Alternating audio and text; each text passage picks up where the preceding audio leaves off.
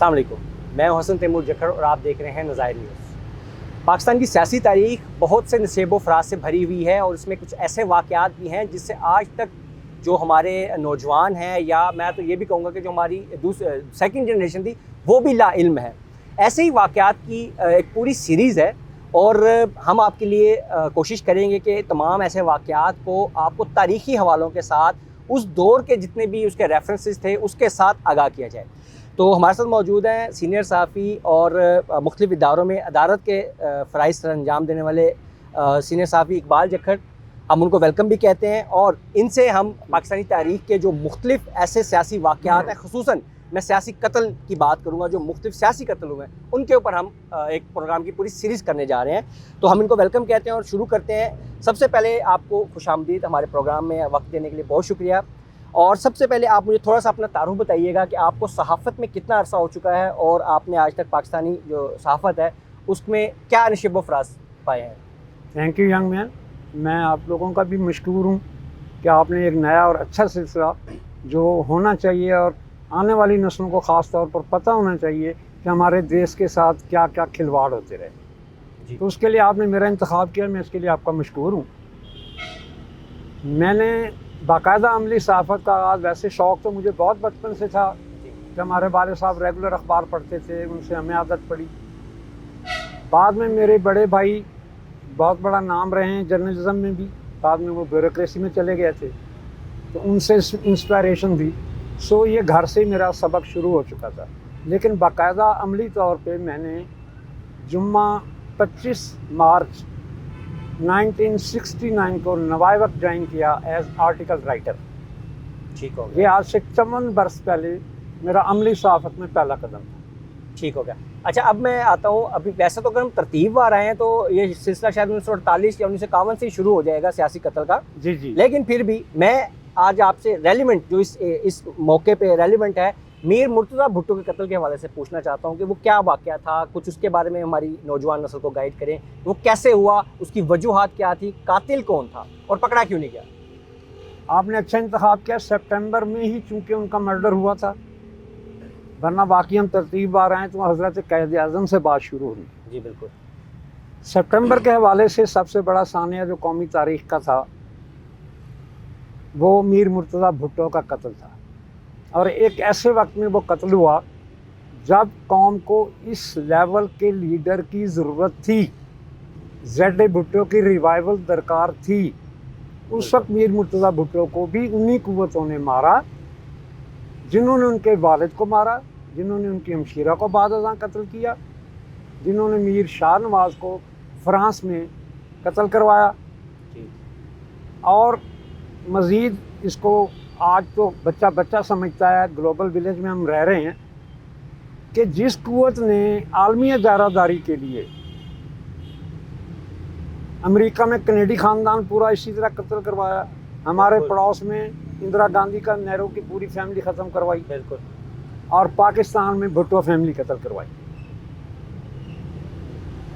انہیں کوئی بھی تیسری دنیا میں یا ترقی پذیر ممالک میں ان اجارہ داروں کو کوئی پاپولر لیڈرشپ نہیں چاہیے، وہ انہیں سوٹ نہیں کرتی، وہ ان کے ایجنٹ نہیں بنتے۔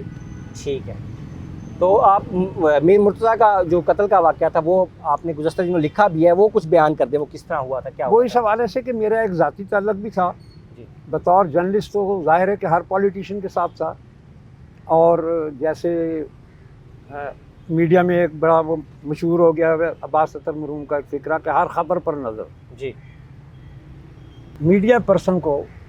چاہیے بھی کہ وہ ہر خبر پہ نظر رکھے، ٹھیک ہے، لیکن میرا ان سے ایک ذاتی تعلق یوں بنا کہ 20 سالہ جلا وطنی کے بعد جب وہ شام سے پاکستان واپس آنے لگے، جہاں ان کی ہمشیرہ پرائم منسٹر تھیں محترمہ بینظیر بھٹو، جب وہ آنے لگے تو ان کو روکنے کی بہت کوششیں ہوئیں۔ پھر آنے سے پہلے انہیں یہ منانے کی کوشش کی گئی کہ آپ اپنے باپ کی جگہ تو نہیں لے سکتے، آپ سندھو دیش کا نعرہ لگائیں، ٹھیک ہے، جی ایم سید مر چکے ہیں، ان کی جگہ آپ لیں، ہم آپ کو فنڈنگ بھی کرتے ہیں اور آپ کو سندھ کا تاحیات بادشاہ بناتے ہیں۔ ٹھیک ہے۔ اس پر وہ ایگری نہیں ہوا کیونکہ پیپلز پارٹی نے شروع سے ہی، اور خصوصاً بھٹو فیملی نے، میں آج کی پیپلز پارٹی کی بات نہیں کر رہا، ٹھیک ہے، شہید بھٹو کی جو پیپلز پارٹی ہے وہ وفاق کی علامت رہی ہے، وہ ہمیشہ چاروں اکائیوں کو ساتھ لے کر چلی ہے، اس نے ہمیشہ عوامی حقوق کے لیے اور عام آدمی کی زندگی بہتر کرنے کے لیے، عام آدمی کی زندگی بہتر کرنے کے لیے کام کیے ہیں۔ ٹھیک ہے، ریکارڈ کے لیے میں بتاؤں کہ ملازمتیں بھی تب ملیں، سرکاری ملازمین کی تنخواہوں میں ریکارڈ 150-200 تک اضافہ بھی اس دور میں ہوا، ٹھیک ہے، اور ہم ایک طرح سے جب آصف علی زرداری کو 5 سال صدر رہنے کا موقع ملا تو میں اس کو بھی بھٹوازم کا تسلسل قرار دوں گا کہ انہوں نے از خود 58(2) کے اختیارات چھوڑے، بالکل، پارلیمنٹ کو آئین کے مطابق سنٹندن کیا، بالکل،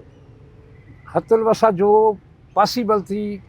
صوبائی خود مختاری آئین کے مطابق دی صوبوں کو، جی،